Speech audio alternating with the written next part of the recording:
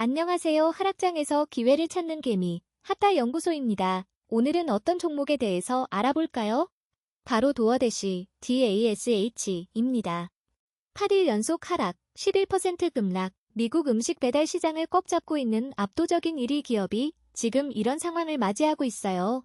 대체 무슨 일이 벌어지고 있는 걸까요? 오늘은 도어대시, 티커 DASH에 대해 최근 주가 급락의 원인부터 기술적 분석, 그리고 앞으로 어떤 레벨을 눈여겨봐야 하는지까지 하나씩 짚어보겠습니다. 도어대시, 한국으로 치면 배달의 민족 같은 서비스라고 보시면 돼요. 음식점과 소비자를 연결해주는 온디맨드 배달 플랫폼인데요. 2013년에 창업해서 지금은 미국 음식 배달 시장에서 무려 67% 이상의 점유율을 가지고 있어요. 압도적인 1위예요. 매출 구조를 보면 소비자가 배달할 때 내는 수수료, 음식점들이 광고나 마케팅으로 내는 수수료, 그리고 대시패스라는 월정액 구독 서비스, 이 세 가지가 주요 수익원이에요. 넷플릭스처럼 매달 일정 금액을 내면 배달비 혜택을 받는 구조인 거죠. 그리고 최근에는 음식 배달에서 더 나아가서 식료품, 편의점, 심지어 반려동물 용품까지 배달하는 방향으로 사업을 넓히고 있어요. 경쟁사인 우버이츠나 인스타카트가 있지만 도어대시는 방대한 레스토랑 네트워크와 대시어라고 부르는 배달 파트너 풀, 그리고 대시패스 구독자 기반이라는 확실한 강점을 갖고 있습니다. 시가총액은 현재 기준으로 약 480억에서 500억 달러 수준으로 추정돼요. 자, 그럼 이번 주 도어대시에 무슨 일이 있었는지 하나씩 살펴볼게요. 첫 번째로 가장 큰 이슈는 8일 연속 하락이에요. 4월 20일에 189달러 80센트로 고점을 찍은 이후 지금까지 계속 내려와서 현재 168달러 65센트까지 떨어졌어요. 11% 넘게 빠진 거거든요. 트래피즈 같은 금융 미디어에서도 이 흐름을 집중 보도할 만큼 시장의 시선이 쏠렸어요. 두 번째로 주목할 점은 애널리스트의 목표주가 하향이에요. 구체적으로 어느 증권사인지는 특정되진 않았지만 애널리스트가 목표주가를 낮췄다는 소식이 나왔고 이게 주가의 하방 압력을 줘요. 흥미로운 건 이 시기에 트럼프 대통령이 맥도날드를 백악관으로 도어대시로 시켜 먹었다는 뉴스가 나오면서 주가가 잠깐 반짝 반등하기도 했거든요.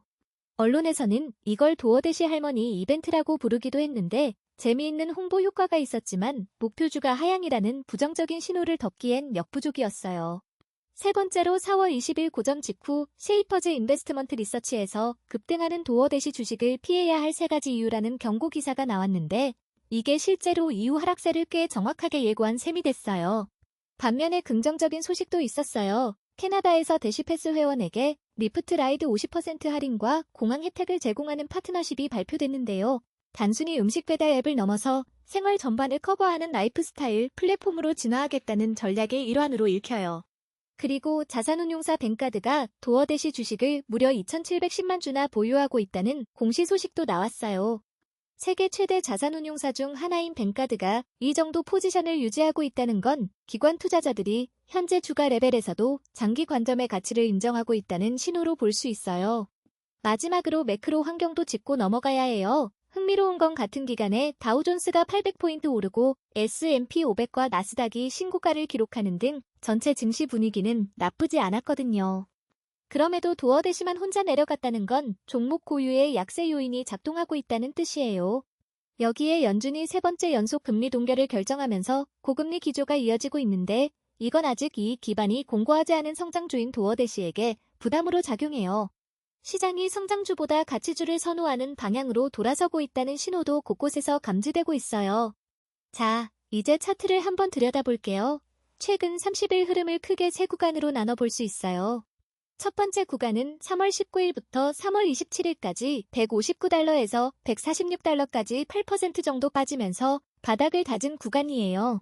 두 번째 구간은 그 이후부터 4월 20일까지 189달러 80센트까지 무려 28% 급등한 강력한 반등 구간이고요. 특히 4월 15일 하루에만 10% 가까이 올랐는데 거래량이 평소에 약 1.8배까지 폭증했어요. 거래량을 동반한 상승이라 신뢰도가 높았던 구간이에요. 세 번째 구간이 지금 그 고점에서 8일 연속 내려오며 11% 조정받은 현재 상황이에요. 이동평균선부터 볼게요. 지금 주가 168달러 65센트는 20일 이동평균선인 169달러 69센트를 살짝 밑돌고 있어요. 0.6% 정도 하회하는 건데 단기 추세가 약세로 전환됐다는 신호예요.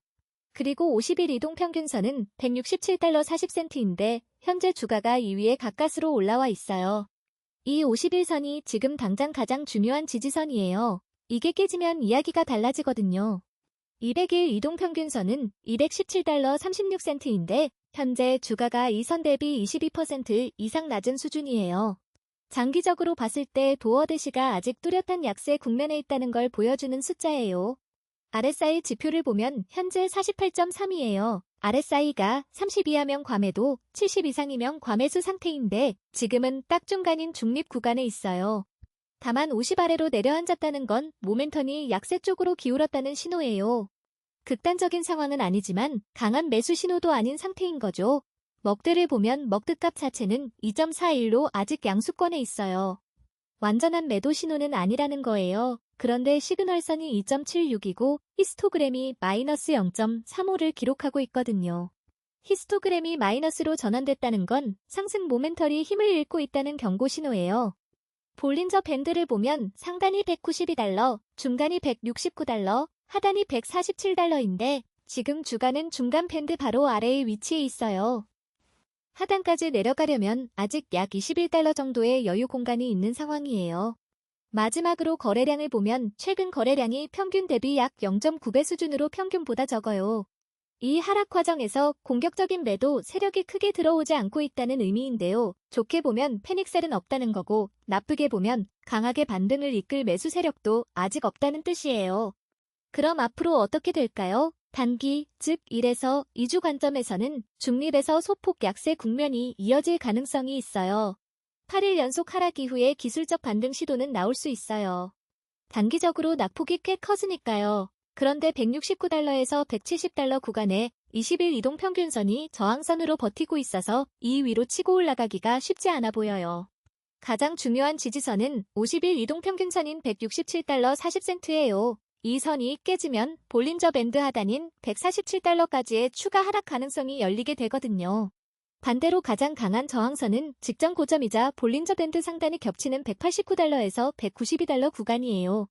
단기 매도나 목표가 설정 기준점으로 볼 수 있는 레벨이에요. 중기 1개월에서 3개월 관점에서는 실적 발표가 가장 큰 변수예요.